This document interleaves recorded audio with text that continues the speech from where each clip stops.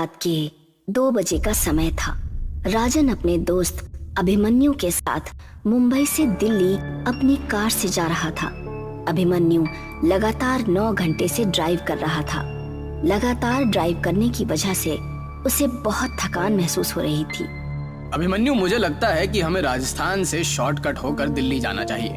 2 घंटे पहले ही पहुंच जाएंगे। और वैसे लगातार कार ड्राइव करते करते मेरी हालत खराब हो गई है और ऊपर से पेट्रोल भी बहुत कम हो रहा है। हाँ यार, यहीं कहीं आसपास पेट्रोल पंप भी नहीं दिखाई दे रहा, इसलिए कहता हूँ राजस्थान होते हुए शॉर्टकट ले ले। वहाँ पर जरूर कोई ना कोई पेट्रोल पंप हमें दिख जाएगा।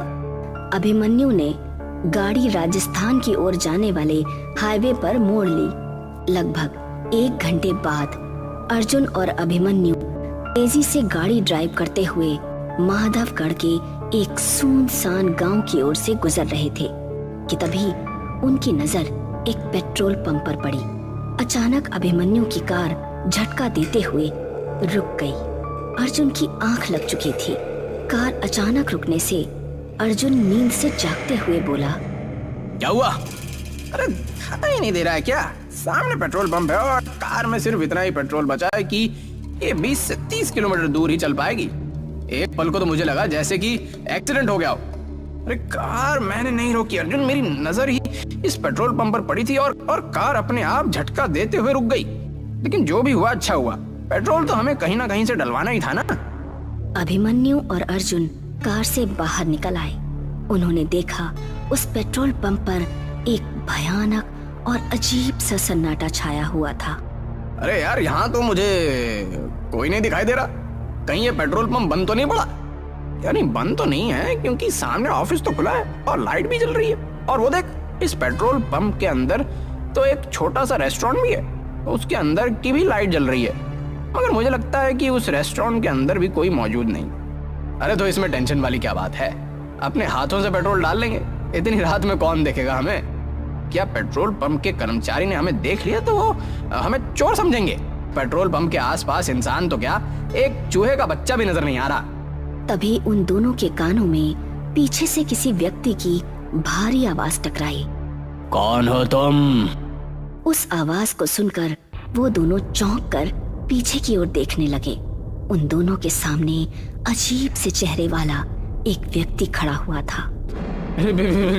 यार, इसकी शक्ल तो बड़ी भयानक लग रही है। ऐसा लग रहा है जैसे कि शमशान घाट की चिता से अभी अभी उठकर आया हो। हाँ यार, बोल तो बिल्कुल सही रहा है। मैं खुद पहली नजर में इसकी शक्ल देखकर डर गया था।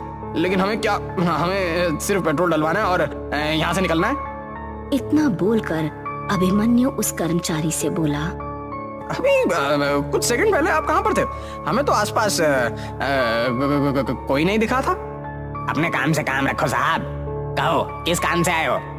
अरे पेट्रोल भरवाना है, टैंक फुल कर दो। अभिमन्यु के कहने पर वो पेट्रोल पंप का कर्मचारी पेट्रोल डालने लगा। तभी अर्जुन की नजर उस पेट्रोल पंप की जमीन पर पड़ी। अर्जुन बुरी तरह से डर गया। अभिमन्यु, अरे नीचे देख, ये तो खून के धब्बे हैं। तभी उन दोनों के कानों में उस कर्मचारी की आवाज टकराई। टैंक फुल हो गया साहब, अब आप लोग जा सकते हैं। वो कर्मचारी देखते ही देखते उन दोनों की आंखों के सामने से गायब हो गया।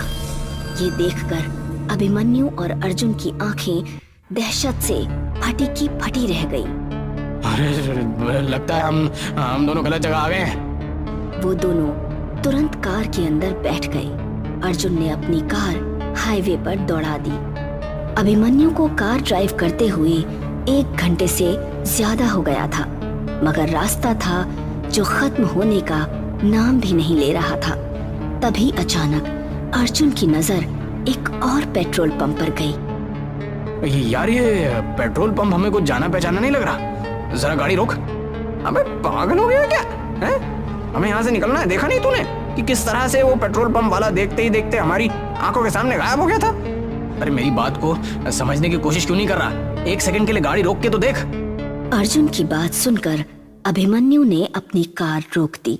वो वही पेट्रोल पंप था जिस पेट्रोल पंप से वो लोग भागे थे।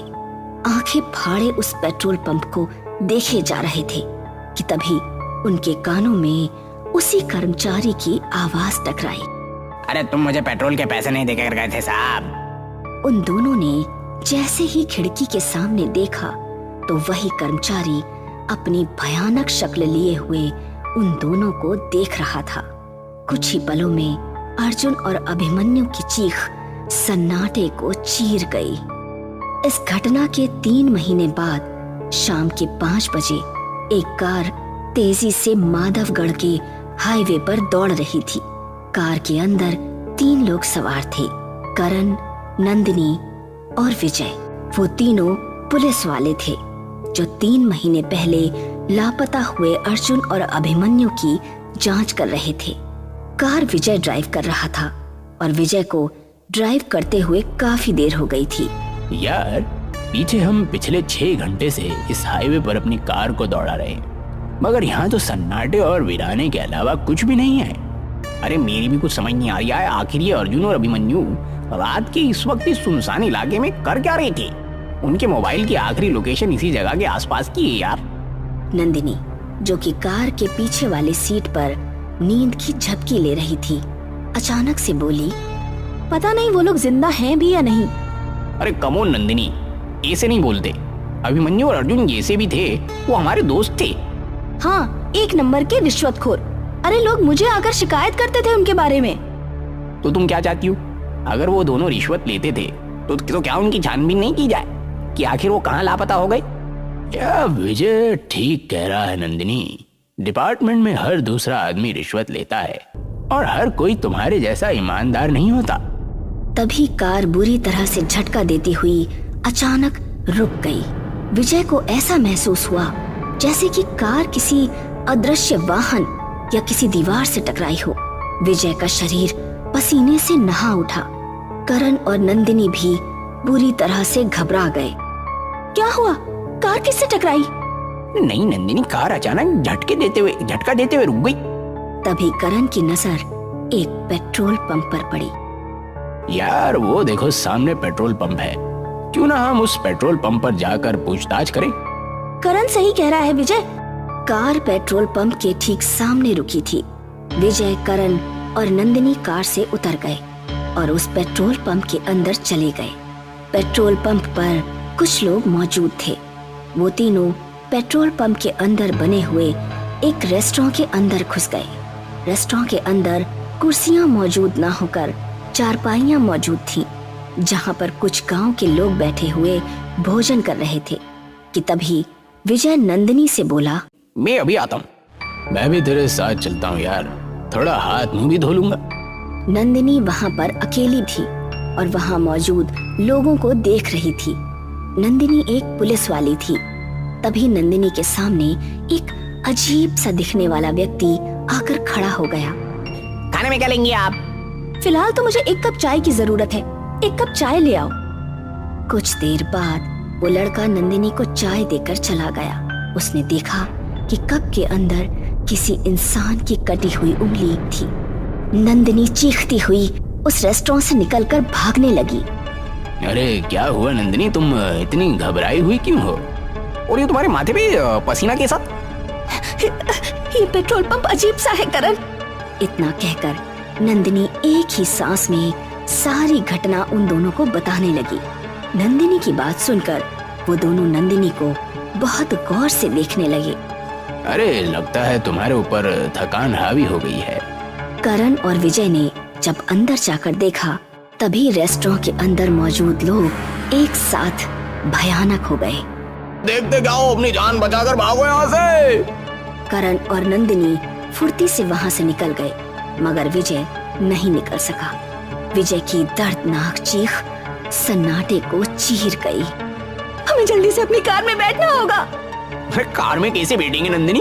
कार कहीं आसपास नजर ही नहीं आ रही है। क्या मतलब नजर नहीं आ रही है? यही तो खड़ी थी, कहाँ गई?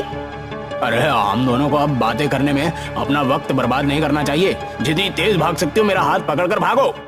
वो दोनों उस पेट्रोल पंप से दूर भागने लगे। वो दोनों बहुत देर तक हाईवे पर दौड़ते रहे। उन दोनों की सांस फूलने लगी। तभी नंदिनी चीखती हुई करण से बोली, अब तो उसी जगह वापस आ गए हैं करण। ध्यान से देखो, हम दोनों ने यहीं से तो भागना शुरू किया था। वो सामने पेट्रोल पंप है। करण की सांसें हलक में अटक कर रह गई। वो ठीक उसी पेट्रोल पंप के सामने ही थे। तभी उन दोनों के कानों में विजय की आवाज टकराई। अरे तुम दोनों मुझे अकेला मरने के लिए छोड़ गए? विजय एक भयानक शक्ल में क्रोध भरी नजरों से उन दोनों को देख रहा था। तुम दोनों को मुझे भी साथ लेकर चलना पड़ेगा। तभी उन दोनों के कानों में अर्जुन और अभिमन्यु की आवाज टकराई। विजय सही कह रहा है, तुम दोनों विजय को रेस्टोरेंट में अकेला छोड़कर भाग गए। करण और नंदिनी ने देखा तो उनके सामने अभिमन्यु और अर्जुन भी अपनी भयानक शक्ल लिए हुए खड़े थे। अचानक अभिमन्यु ने करण की गर्दन उसके धड़ से अलग कर दी और उसका सर नंदिनी के पास फेंक दिया। नंदिनी चीखती हुई अपने शरीर की पूरी ताकत लगाकर दोबारा भागने लगी। उसकी सांस फूल रही थी मगर उसने अपने कदम नहीं रोके। कौन हो तुम? नंदिनी ने एक ही सांस में कांपते हुए सारी घटना उस बूढ़ी स्त्री को बता दी। अब तुम यहाँ से नहीं जा सकती बेटी। क्या मतलब मैं यहाँ से नहीं जा सकती? बड़ी बेवकूफ लड़की हो। तुम तीनों उसी वक्त मर चुके थे जिस वक्त तुम्हारी कार झटका देते हुए रुकी थी। वो कार रुकी नहीं थी बल्कि उस कार का एक्सीडेंट हुआ था। क्या बकवास कर रही हो तुम? कार का एक्सीडेंट कैसे हो सकता है?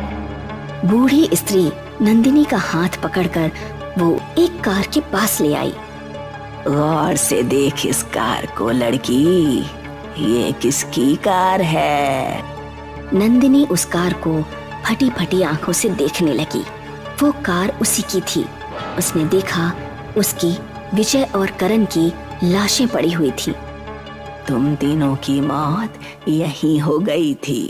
इस पेट्रोल पंप को देख रही हो? ये हॉन्टेड पेट्रोल पंप है, भूतिया पेट्रोल पंप। इस पेट्रोल पंप पर जो भी आता है हमेशा यहीं पर कैद होकर रह जाता है और यहाँ जो भी वाहन आते हैं अदृश्य हो जाते हैं। तुम्हारी कार किसी एक अदृश्य वाहन से टकराई थी। अगले दिन न्यूज़पेपर में नंदिनी, विजय और करण की फोटो छपी हुई थी और सभी जगह चर्चा थी कि एक बार फिर उसी हॉन्टेड पेट्रोल पंप पर 3 लोग लापता हो गए। ये क्या रहस्य है कोई नहीं समझ पाया और शायद कुछ रहस्य हमेशा रहस्य